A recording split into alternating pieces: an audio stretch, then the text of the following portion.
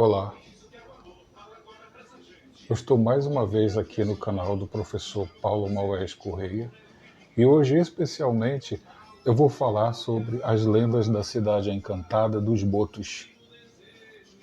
Isso mesmo, aqui no estado do Amazonas, a ocorrência de lendas sobre cidades encantadas estão muito ligadas à região do Alto Solimões, principalmente na região do município de Tefé, município que se originou no início do século XVIII e tem uma história muito complexa e ao mesmo tempo grandiosa. E atualmente, podemos dizer assim, atualmente no século em que vivemos, do final do século XX para o início do século XXI, nós temos grandes escritores narrando, nos falando sobre esse lendário, resgatando memórias e nos dizendo um pouco sobre como tudo isso possa ter acontecido, como tudo possa ter começado. Historicamente, a gente pode lembrar que quando os espanhóis começaram a descer do Peru para as partes baixas da Amazônia, eles tinham a sede de ouro. Eles queriam encontrar um Eldorado, o qual nunca chegaram a conhecer. Mas várias etnias relatavam para eles que existia sim uma cidade toda feita de ouro em alguma parte do Baixo Amazonas. Baixo Amazonas porque naquele momento toda a linha saindo do Peru e chegando até a Foz, em Belém, ainda era chamado apenas de Amazonas, o rio Amazonas. Porém, quando chegou no final do século XVIII, a nomenclatura de Solimões, que começa a partir da fronteira do município de Tabatinga com o Peru e a Colômbia, até o encontro das águas em Manaus, recebeu a denominação de Rio Solimões, devido a uma tribo que por lá existia, os Jurimauas, que também eram chamados de Solimões. Vamos começar então nossa história invocando este autor, Augusto Cabrolier, Tefé e a cultura amazônica. O município de Tefé tem um papel importante na história do Alto Solimões. Por quê? Porque no século XVIII era um município com 500 mil quilômetros quadrados e hoje ele foi reduzido a apenas 51 mil quilômetros quadrados. Vejam só, né? Das áreas regionais do município de Tefé surgiram todos os municípios praticamente que existem hoje no Alto Solimões, começando por Coari, Alvarães, Guarini, Jutaí, Fonte Boa, São Paulo de Olivença, até chegar em Tabatinga. Todos esses territórios pertenciam ao município de Tefé. Vejam só. Porém, basicamente, nos tempos modernos, a partir de 1932, a vila de Coari foi definitivamente desmembrada das áreas do município de Tefé e se tornou independente, dando origem à cidade de Coari. Muito bem, a partir daí, outras cidades também começaram a se tornar independentes nos anos consecutivos, anos 50, anos 60, até nos anos 80 havia municípios se desmembrando das áreas do município de Tefé. Mas voltando às lendas da cidade encantada, aqui eu vou me valer de Augusto Cabrolier, teféense. Ele escreveu uma lenda chamada Uauiara Boto Cor-de-Rosa. Vejam, como a publicação é de 1996, ele usou o nome de marketing que estava na mídia para poder impor a sua obra, digamos assim. Impor maneira de falar. Ninguém impõe nada a ninguém. O que ele nos relata? Uma lenda muito interessante. Segundo ele, em meio a tantos aldeamentos que foram feitos pelo padre Samuel Fritz, que é o grande fundador de missões no Alto Solimões, desde o final do século, aliás, desde os últimos anos do século XVII, uma dessas aldeias foi abandonada, uma dessas missões teria sido abandonada no momento em que os portugueses começaram a subir o rio e reivindicar de novo o seu território, um território que eles deixaram muito, digamos assim, muito à vontade, E os jesuítas se sentiram também à vontade para começar a fundar missões. O padre Samuel Fritz escreve em seu diário, nas cartas que ele enviou à Espanha, que ele pelo menos fundou cerca de 42 missões, quer dizer, mais de 40 missões religiosas naquelas áreas do Rio Solimões. Porém, quando a gente vai ver o mapa dele, a gente percebe que são um pouco mais de 20. Aí a gente se pergunta, e as outras 20? Para onde foram? O que aconteceu com elas? E através dessas perguntas que vêm as respostas em formas do imaginário. Augusto Cabrolier nos conta que logo depois que as missões começaram a ser abandonadas pelos jesuítas espanhóis, eles, sabendo que os portugueses estavam subindo o rio, eles começaram a queimar as missões, as aldeias, para não deixar nada inteiro, né, para quando chegassem os carmelitas. Então a aldeia de Tefé foi incendiada, a aldeia de Fonte Boa foi incendiada. E dessa forma, também, dentro do imaginário, começaram a surgir aquelas lendas que se revelam aos padres católicos, né? Muitos dizem que os padres amaldiçoaram o lugar tal e por isso o lugar nunca prospera, nunca progride. Elas vêm desse momento em que os padres realmente, na hora que eles tinham que fugir dos portugueses, os padres espanhóis, eles destruíam as missões e realmente eles devem ter articulado certas palavras, né, que os ancestrais ouviram e foram passando de geração para geração e chegando até os nossos momentos. Mas essa lenda que eu acabei de mostrar, escrita aqui na obra de Augusto Cabrolier, ele narra que havia uma aldeia do outro lado do rio Solimões, do local onde foi fundada a cidade de Tefé, que existia uma capela, e dentro dessa capela ficaram vários artigos que pertenciam às celebrações das missas que os padres jesuítas celebravam junto às aldeias, aos índios, né? E que de repente eles notaram que a terra perto daquela capela começava a cair. Começou a cair. Essa narrativa ela vem contada de geração em geração e os escritores escrevem que foram os antigos que contavam. E quando se fala que foram os antigos que contavam, eles se remetem tanto aos caboclos, seus antigos, quanto às etnias que ali viviam.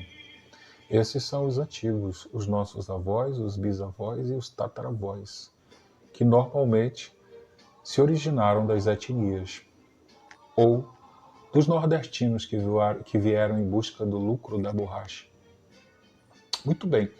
Então nos disseram que numa aldeia bem próxima a Tefé, onde havia uma igreja, ainda com todos os parâmetros de missa, sino, ostensório, turíbulo, a estola do padre, a terra começou a cair. E muitas vezes até tremia.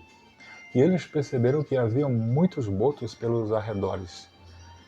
Muitos botos mesmo, principalmente os botos vermelhos. Numa certa noite, um pajé teve um sonho. Ele dormiu e sonhou que chegou até a cidade dos botos. E nessa cidade havia um grande castelo.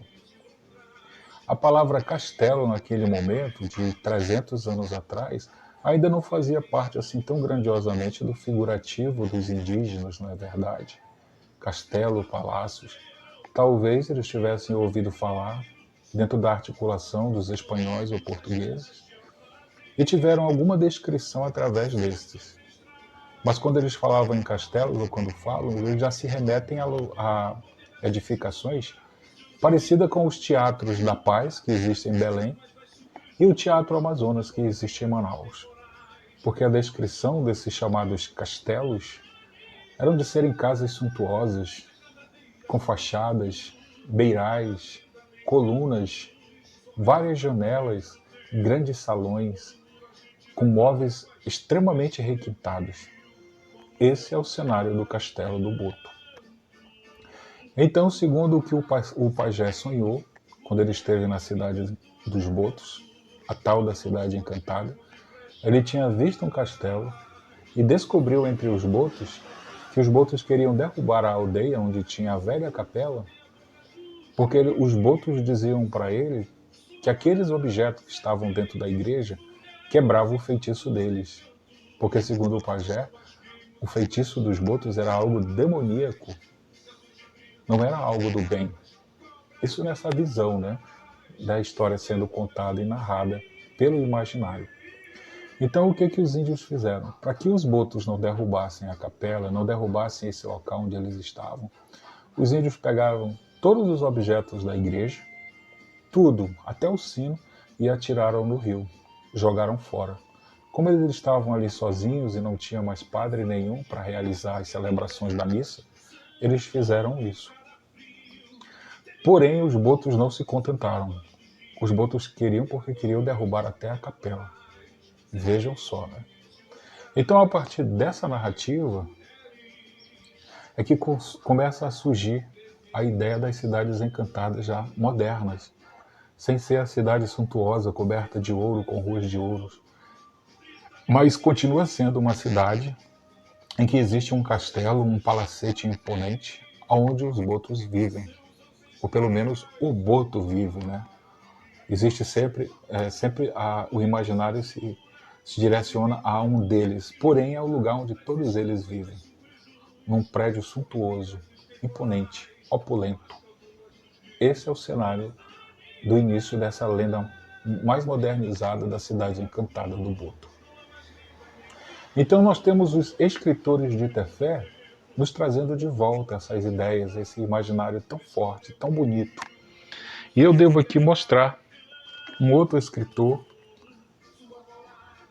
História de Tefé para Estudantes, onde novamente a memória amazônica regional da região grande de Tefé é rememorada, é relembrada, é resgatada.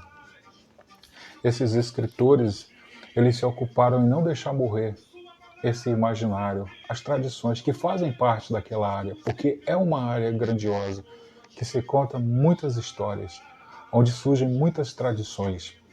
E além desse, nós temos outros também.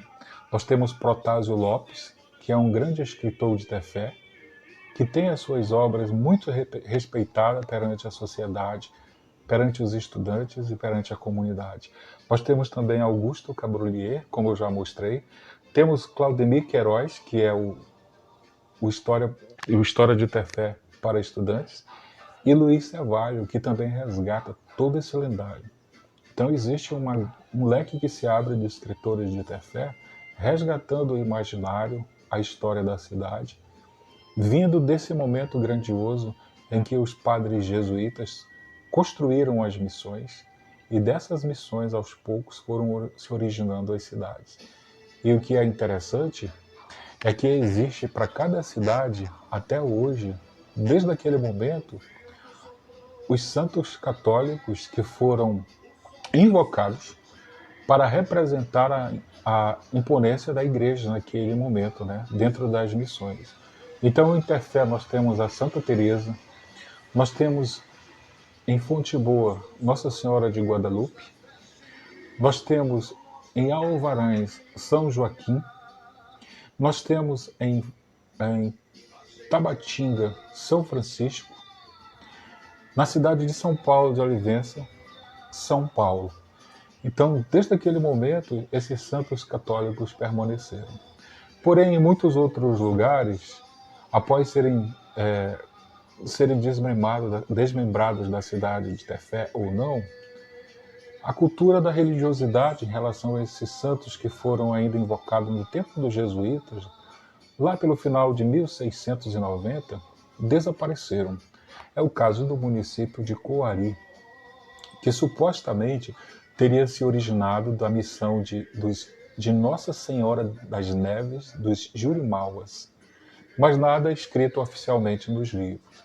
Porém, é uma missão que está descrita como a última fundada por Samuel Fritz em 1689, porém ela foi abandonada, porque depois ele teve que descer. Depois que ele fundou essa última missão, em fevereiro de 1689, o Samuel Fritz ficou doente. E ele optou por descer o rio para encontrar portugueses próximo a Manaus, que o pudessem acudir. Ele estava muito doente. Ele passou 3 meses doentes de fevereiro, março, abril a maio, e quando ele conseguiu se restabelecer, ele fez essa viagem e encontrou a ajuda dos portugueses que o conduziram até Belém, onde ele foi tratado, foi cuidado. Na hora que ele foi voltar, os portugueses não queriam deixar, tiveram que pedir permissão para o presidente da província. E o presidente demorou a dar essa permissão, mas depois ele conseguiu, já eram quase 2 anos depois. E quando ele voltou, ele não encontrou mais a última missão que ele tinha fundado, que era a missão de Nossa Senhora de las Neves, ou no espanhol, Nuestra Senhora de las Nieves. Ele encontrou ela totalmente queimada. Segundo o que ele recebeu como informação dos nativos, foi por um descuido. Os próprios nativos deixaram ela pegar fogo. E o interessante é que, segundo o que está escrito no diário dele, o que sobrou desse incêndio, miraculosamente, foi o desenho da santa que ele havia pintado, que ele havia feito para colocar na parede dessa capela, da capela da missão. Esse tipo de situação foi aos poucos fazendo surgir esse imaginário, esse lendário. Situações que mexem muito com o imaginário do coletivo. E assim foi passado de geração para geração. São muitos autores que tem naquela região que buscam recompor, né, resgatar esse imaginário e, da mesma forma, a identidade amazônica do povo daquela região. Muito bem. Então aqui está um pouco da origem dessa questão das lendas da Cidade Encantada, que é passado de geração para geração. A gente ouve dos nossos tataravós, que passam para os nossos avós e que passam para a gente. E a gente está aqui nesse momento dialogando sobre isso, repassando esse lendário, esse imaginário para quem está ouvindo. Muito obrigado mais uma vez e até a próxima.